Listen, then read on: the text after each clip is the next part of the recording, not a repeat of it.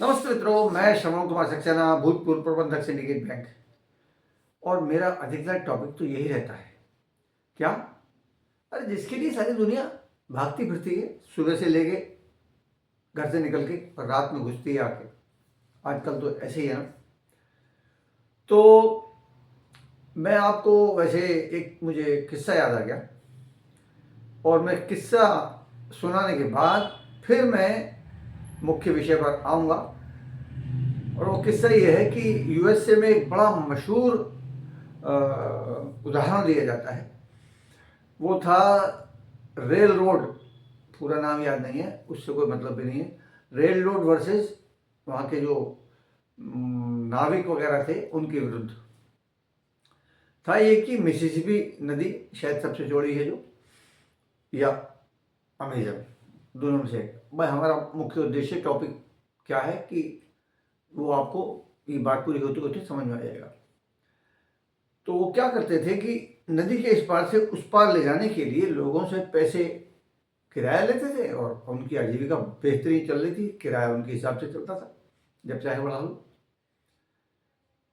अब जब ट्रेन का आविष्कार हो गया तो यूएसए में भाई डेवलपमेंट तो औरों से पहले है ही है। तो वहाँ एक कंपनी रेल ट्रांसपोर्ट या ऐसे कुछ करके कंपनी थी। उस कंपनी ने डिसाइड किया कि हम इस पर पुल बनाएंगे। ये बात सुनते ही मछुआरों की तो नींद उड़ गई, नाविकों की। और पुल बनने का मतलब ये था कि लोगों के पास विकल्प हो जाएगा, और विकल्प हो जाएगा तो लोग उससे जाएंगे, इससे क्यों जाएंगे, टाइम भी कम लगेगा। तो वो लोग कोर्ट पहुंच गए, और कोर्ट में एक सबसे बढ़िया वकील जो उस समय यूएसए का माना जाता था वो किया उन्होंने।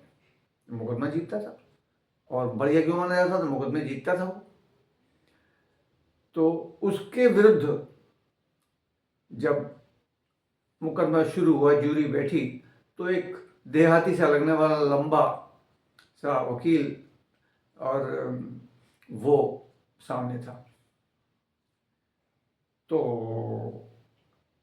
जिन्होंने नाविकों के पक्ष में उनका अपना पक्ष रखा, वो वकील साहब ने करीबन मतलब 1 घंटा या 2 घंटा लिया। बहुत ज़बरदस्त बोले वो, और उन्होंने यूएसए के डिवीजन का भी भय दिखाया, विभाजन का भी भय दिखाया इस मुद्दे के कारण से। अब वो देहाती सा वकील आता है सामने, जब उसका नंबर आया, तो जब इनका बयान पूरा हो गया था, और उन्होंने सबसे पहले कहा कि मैं पहले अपने काबिल दोस्त को इतने सम्मोहक भाषण के लिए बधाई देना चाहूँगा। और फिर वो जूरी की तरफ मुखातिब हो गए, और उन्होंने कहा, सर, मुद्दा केवल ये है कि लोगों को नदी के इस पार से उस पार जाना है, जो कि अभी वो नावों से जाते हैं।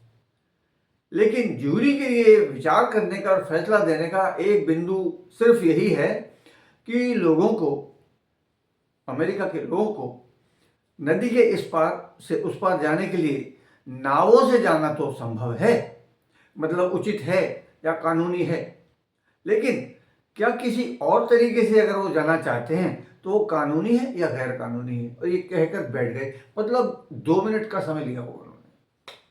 और जूरी ने विचार विमर्श किया, डिस्कशन किया, और फैसला उस देहाती से लगने वाले लंबे से वकील के पक्ष में फैसला गया, यानी कि नाविक वो फैसला हार गए। तो यहाँ ये मैंने आपको कहानी सुनाने का पर्पज़ क्या है, जो अचानक याद आई मुझे, वो ये है कि जब सुबह वो घर से निकलते हैं और शाम को लौटते हैं, रात को लौटते हैं, तो कोई अपने जॉब पर जाता है, कोई अपने क्लिनिक पे जाता है, कोई अपनी दुकान पे जाता है, कोई अपनी फैक्ट्री पे जाता है। किस लिए जाते हैं? सारे के सारे लोग पैसे कमाने के लिए जाते हैं। तो आपके सामने सोचने का सिर्फ एक मुद्दा है कि लोगों को इन बताए हुए तरीकों से तो पैसा कमाने का मतलब जो ट्रेडिशनल तरीका है सो तो है, क्या आपको कोई और तरीका मिले और बेहतर तरीका मिले, तो क्या उससे पैसे कमाने का रास्ता देखना, समझना, चुनना नहीं चाहिए। उद्देश्य तो पैसा कमाना है ना, जरूरी तो है नहीं कि सुबह से लेकर रात तक जाओ, है ना। तो ये आपको सोचना है। मैं अगले अंक में अब देता हूं मुद्दा, पैसा कहां से आएगा, कैसे आएगा और कितना सिंपल काम है।